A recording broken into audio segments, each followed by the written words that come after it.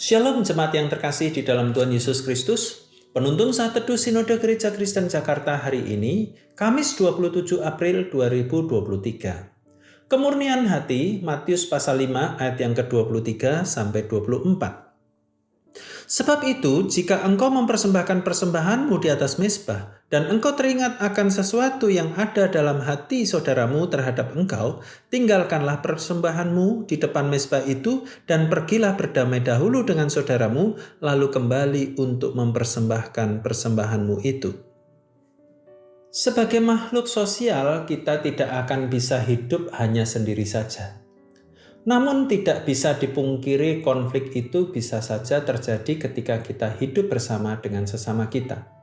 Entah itu dengan anggota keluarga kita, teman kita, ataupun orang-orang lainnya. Yang terpenting ketika terjadi konflik, kita harus bisa kembali berdamai satu dengan lainnya.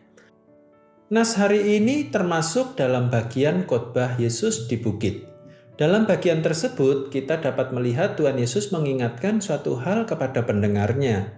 Hal itu adalah apabila ada di antara mereka yang mau memberikan persembahan, tetapi memiliki ganjalan di dalam hati karena ada konflik dengan sesamanya.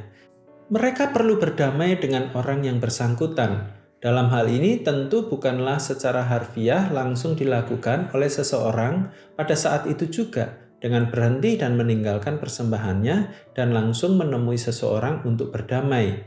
Melalui bagian ini, Tuhan Yesus ingin mengajarkan bahwa yang terpenting baginya bukan praktik keagamaan seperti memberikan persembahan, melainkan kemurnian hati seseorang. Seseorang yang dekat dengan Tuhan tentu akan menjaga hati mereka tetap murni. Salah satu wujud nyata dari menjaga kemurnian hati adalah berdamai dengan seseorang yang membuat hatinya tidak enak sebelum datang beribadah kepada Tuhan.